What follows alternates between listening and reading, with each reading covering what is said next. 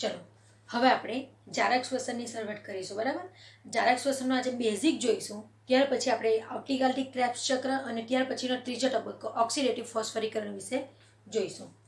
તો સૌ પ્રથમ જારક શ્વસન એટલે શું? તો જારક શ્વસનમાં ગ્લુકોઝના અણુનું ઓક્સિજનની હાજરીમાં સંપૂર્ણ ઓક્સિડેશન. જોજો, સંપૂર્ણ શબ્દ આવ્યો. અજારક શ્વસનમાં ગ્લુકોઝનું અપૂર્ણ ઓક્સિડેશન થાય, જ્યારે જારક શ્વસનમાં ગ્લુકોઝનું સંપૂર્ણ ઓક્સિડેશન થાય. અજારક શ્વસનમાં ઓક્સિજનની ગેરહાજરી હોય, જ્યારે જારક શ્વસનમાં ઓક્સિજનની હાજરી હોય. બરાબર, એટલે જારક શ્વસનમાં ગ્લુકોઝના અણુનું ઓક્સિજનની હાજરીમાં સંપૂર્ણ ઓક્સિડેશન થતું જોવા મળે છે. અને નિપજ તરીકે આપણે શેને ધ્યાન પર લેવાનું છે? જ્યાં CO2 છૂટું પડે એ, H2O છૂટા પડે એ, અને મોટા પ્રમાણમાં શક્તિ એટલે એટીપી. એટલે નિપજ તરીકે આપણે એટીપી, CO2 અને H2O ને કાઉન્ટ કરીશું. એ સાથે સાથે આપણે NADH2 અને FADH2 ને પણ કાઉન્ટ કરીશું. કેમ? કારણ કે આપણે જાણી ગયા છીએ કે NADH2 અને FADH2 માંથી પણ ભવિષ્યમાં એટીપી જ મળવાના છે.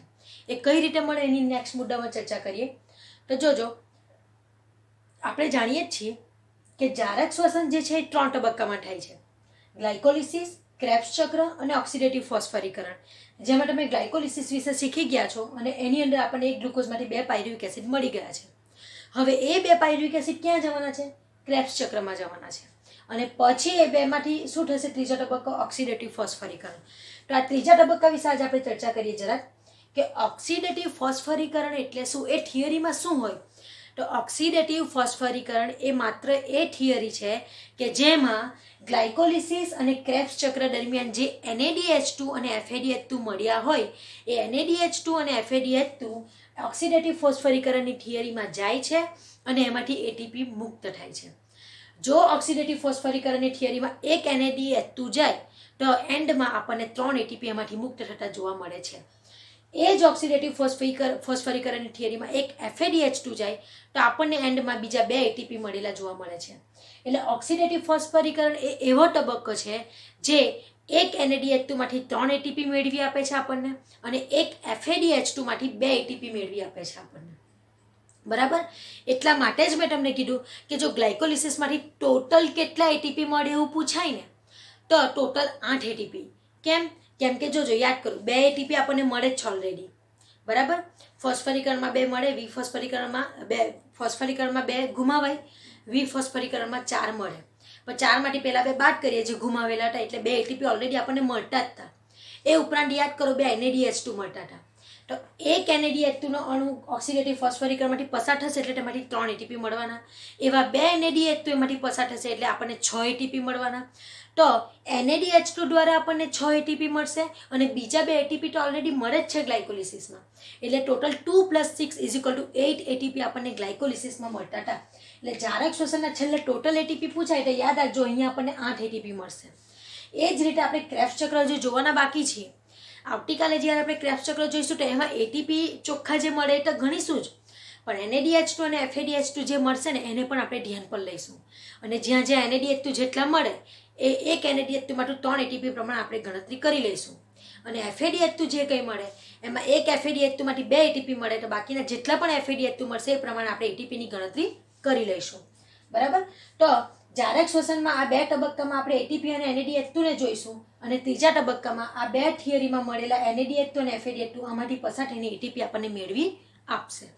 બરાબર, ચલો, ગ્લાયકોલિસિસની અંતિમ નિપજ પાયરુવિક એસિડ કોષરસમાંથી કણાભસૂત્રમાં વહન પામે છે. બરાબર છે, કોષરસમાં જેવો ગ્લાયકોલિસિસનો તબક્કો પૂરો થાય એટલે ત્યાં ગ્લુકોઝમાંથી પાયરુવિક એસિડના 2 અણુ મળી ગયા. હવે બંને પાયરુવિક એસિડના અણુ કોષરસમાંથી કઈ અંગિકામાં જશે? કણાભસૂત્ર નામની અંગિકામાં જવાના છે. કેમ? કારણ કે ત્યાં જઈને કણાભસૂત્રની અંગિકામાં ક્રેબ્સ ચક્ર ચાલુ થવાનું છે. ક્યાં? કણાભસૂત્રના આધારકમાં. અને એમાંથી પછી જે કંઈ NADH2 ને FADH2 મળશે એ કણાભસૂત્રના અંતઃપટલમાં જશે અને ત્યાં જઈને પછી આ ત્રીજો તબક્કો થશે ઓક્સિડેટિવ ફોસ્ફરીકરણ. એટલે કે કણાભસૂત્ર નામની અંગિકામાં જ 2 તબક્કા થાય છે. કયા? આ બીજો અને ત્રીજો. પણ ફરક શું છે? બીજો તબક્કો કણાભસૂત્રના આધારકમાં થાય છે, જ્યારે ત્રીજો તબક્કો કણાભસૂત્રના અંતઃપટલમાં થતો જોવા મળે છે. બરાબર, જારક શ્વસનની મુખ્ય ઘટનાઓ. હવે આ ઘટનાઓ જે હશે ને એ તમને અત્યારે બહુ મગજમાં નહીં બેસશે. કેમ? કારણ કે એ ક્રેબ્સ ચક્ર દરમિયાન જે થાય ને એના વિશેનો ઉલ્લેખ છે અને એ હજુ આપણે શીખ્યા નથી. છતાં પણ તમે સમજી લેજો કે એ મુદ્દામાં શું કહેવા માંગે છે. તો એમ કે હાઇડ્રોજન અણુઓના તબક્કાવાર દૂર થવાથી 3 CO2 અણુ મુક્ત થવાથી પાયરુવેટનું સંપૂર્ણ ઓક્સિડેશન થશે. એટલે એમ કે જ્યારે પાયરુવિક એસિડ ક્રેબ્સ ચક્રમાંથી પસાર થશે ને, તે ક્રેબ્સ ચક્રમાંથી પસાર થાય તે દરમિયાન હાઇડ્રોજન 3 વખત દૂર થશે અને 3 વખત CO2 અણુ પણ મુક્ત થશે. અને એ વસ્તુ થવાથી પાયરુવિક એસિડનું સંપૂર્ણ ઓક્સિડેશન પૂરું થશે, જે આઠવણમાં અધૂરું રહી જતું હતું. બરાબર. બીજું, ઇલેક્ટ્રોન, એટલે કે આ પહેલો મુદ્દો જે છે ને એ ક્રેબ્સ ચક્રને લાગુ પડે છે. ક્રેબ્સ ચક્રમાં 3 CO2 અને 3 હાઇડ્રોજન 3 વખત મુક્ત થશે. એના દ્વારા ગ્લુકોઝનું, એટલે કે ગ્લુકોઝમાંથી મળેલા પાયરુવિક એસિડનું સંપૂર્ણ ઓક્સિડેશન થશે. બીજો મુદ્દો, ઇલેક્ટ્રોન એટલે કે વિજાણુઓ એ હાઇડ્રોજન પરમાણુના ભાગ તરીકે દૂર થઈ O2ના અણુ તરફ વહન પામે છે અને તેની સાથે ATPનું સંશ્લેષણ થાય છે. આ મુદ્દો ઓક્સિડેટિવ ફોસ્ફરીકરણને લાગુ પડે છે. એટલે કે આ મુદ્દો આપણને ઓક્સિડેટિવ ફોસ્ફરીકરણમાં જોવા મળશે. એટલે પહેલો મુદ્દો ક્રેબ્સ ચક્રને રિલેટેડ છે અને બીજો મુદ્દો ઓક્સિડેટિવ ફોસ્ફરીકરણને રિલેટેડ છે. એટલે બંને જ થિયરી આપણે શીખવાના બાકી છે. આવતીકાલે આપણે ક્રેબ્સ ચક્ર જોઈશું અને એના પછી આપણે ઓક્સિડેટિવ ફોસ્ફરીકરણ જોઈશું. બરાબર.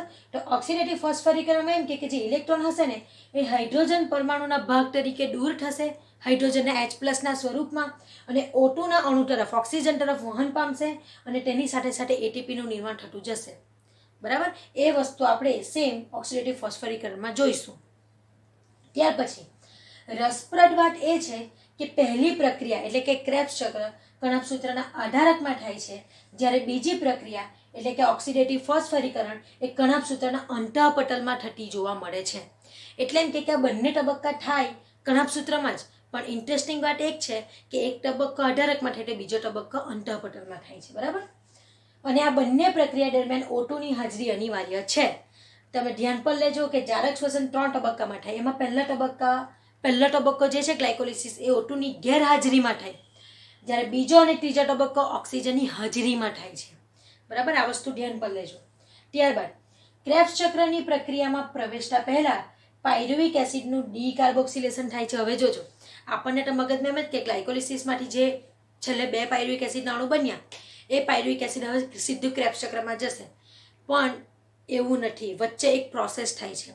એ પાયરુવિક એસિડ સીધો પાયરુવિક એસિડના સ્વરૂપમાં જ ક્રેબ્સ ચક્રમાં જતું નથી.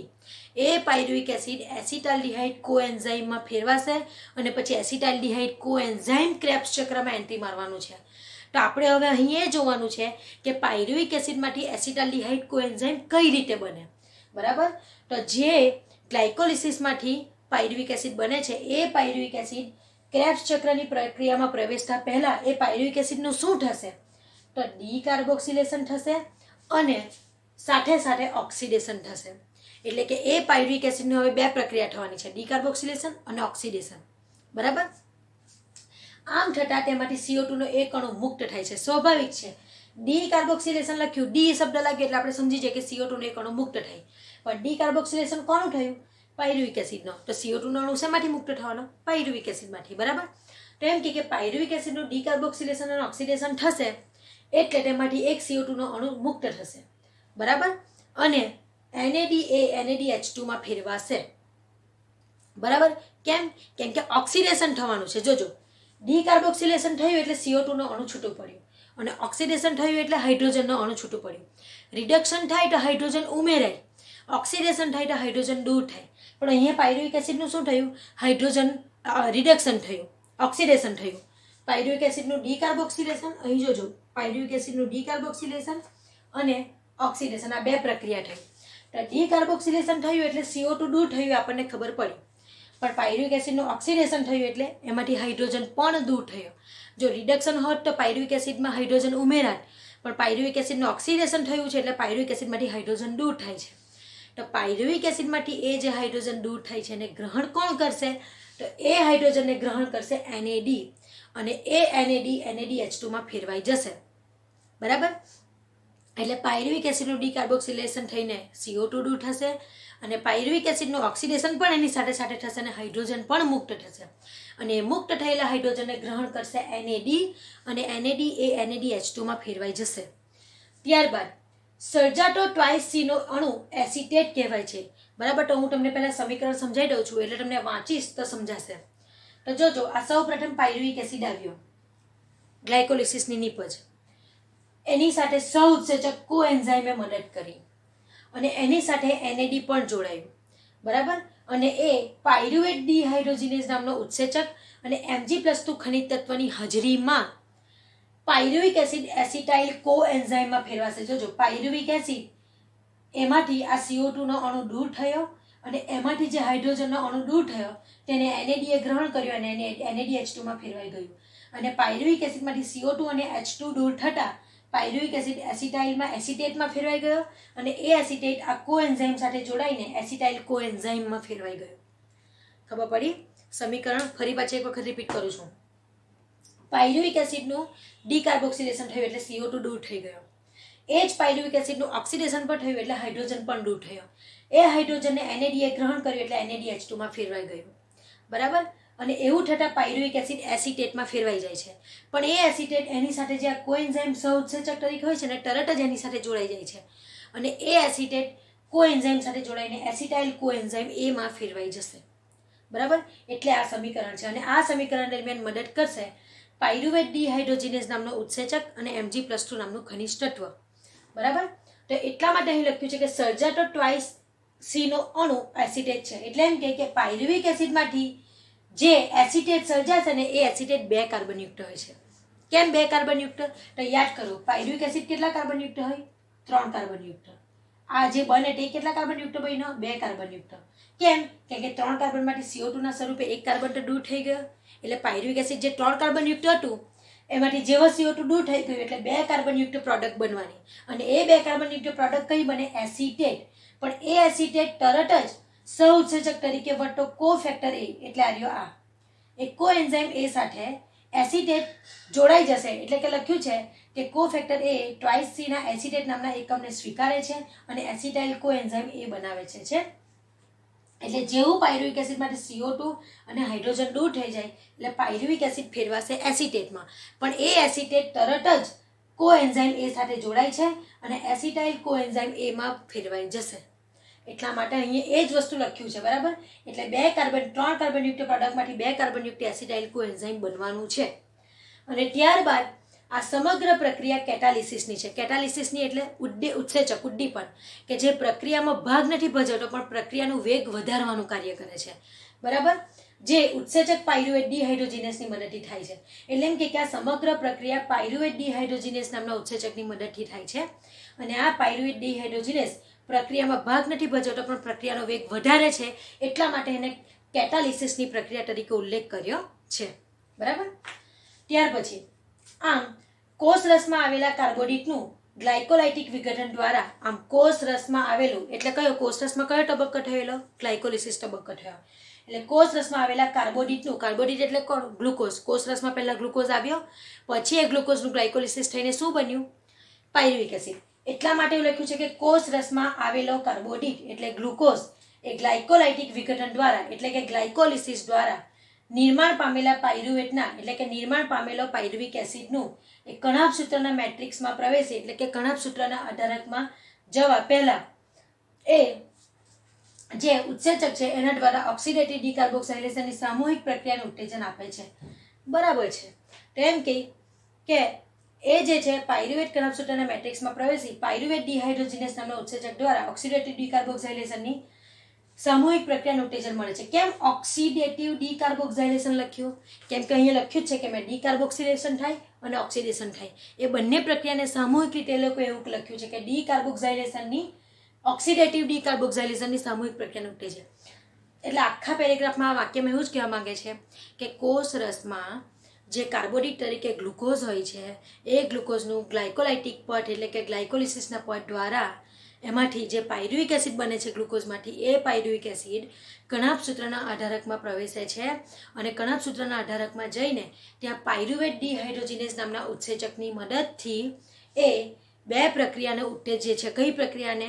ઓક્સિડેટિવ ડિકાર્બોક્સિલેશનને એટલે કે ઓક્સિડેશન અને ડિકાર્બોક્સિલેશનની પ્રક્રિયાને ઉત્તેજે છે. એ પ્રક્રિયાને કમ્બાઇન્ડ રીતે લોકો લખ્યું છે ઓક્સિડેટિવ ડિકાર્બોક્સિલેશનની સામૂહિક પ્રક્રિયાને ઉત્તેજન મળે છે અને સાથે સાથે NAD+ અને કોએન્ઝાઇમ એ સહઉત્સેચક તરીકે કાર્ય કરે છે. આ સમીકરણમાં કોએન્ઝાઇમ A અને NAD+ એ સહઉત્સેચક તરીકે કહેવાય. આ ઉત્સેચક કહેવાય અને આ 2 સહઉત્સેચક કહેવાશે, બરાબર. એસિટાઇલ કોએન્ઝાઇમ A ક્રેબ્સ ચક્રમાં હવે પછી જશે. આપણે જે કહીએ ને કે ગ્લાયકોલિસિસની પ્રોડક્ટ ક્રેબ્સ ચક્રમાં જાય, પણ ગ્લાયકોલિસિસમાંથી જે પાયરુવિક એસિડ બને ને એ પાયરુવિક એસિડ ક્રેબ્સ ચક્રમાં જતો નથી. ક્રેબ્સ ચક્રમાં જવા પહેલાં પાયરુવિક એસિડ એસિટાઇલ કોએન્ઝાઇમમાં ફેરવાશે અને પછી એ એસિટાઇલ કોએન્ઝાઇમ હવે ક્રેબ્સ ચક્રમાં એન્ટ્રી મારશે. પણ એને ક્રેબ્સ ચક્ર નામ કેમ આપ્યું છે? તો હાન્સ ક્રેબ્સ નામના વૈજ્ઞાનિકે આ ચક્રની શોધ કરી હોવાથી એને ક્રેબ્સ ચક્ર તરીકે આપણે ઓળખીએ છીએ. આમ એસિટાઇલ કોએન્ઝાઇમ એ ગ્લાયકોલિસિસ અને ક્રેબ્સ ચક્ર વચ્ચેનું મધ્યસ્થી સંયોજન થયું છે. તમને એવું પૂછાય કે ગ્લાયકોલિસિસ અને ક્રેબ્સ ચક્ર વચ્ચેનું મધ્યસ્થી સંયોજન કયું? તો એસિટાઇલ કોએન્ઝાઇમ. કેમ? કારણ કે ગ્લાયકોલિસિસમાંથી મળે પાયરુવિક એસિડ, પણ એ પાયરુવિક એસિડ ફેરવાઈ જશે એસિટાઇલ કોએન્ઝાઇમમાં અને પછી એ એસિટાઇલ કોએન્ઝાઇમ ક્રેબ્સ ચક્રમાં જશે. એટલા માટે એસિટાઇલ કોએન્ઝાઇમને ગ્લાયકોલિસિસ અને ક્રેબ્સ ચક્ર વચ્ચેનું મધ્યસ્થી સંયોજન તરીકે ઓળખવામાં આવે છે.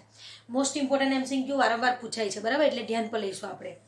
તો આ રીતે આપણે જારક શ્વસનમાં ગ્લાયકોલિસિસમાંથી આપણને પાયરુવિક એસિડ મળ્યું. એ પાયરુવિક એસિડનું આજની થિયરીમાં આપણે જોયું કે એસિટાઇલ કોએન્ઝાઇમમાં કન્વર્ટ થઈ ગયું અને આવતીકાલની થિયરી આપણે ક્રેબ્સ ચક્રની શરૂઆત કરીશું. એ ક્રેબ્સ ચક્રમાં હવે એસિટાઇલ કોએન્ઝાઇમની એન્ટ્રી થશે અને ત્યાર પછી આપણે આખા ક્રેબ્સ ચક્ર વિશે જોઈશું, બરાબર?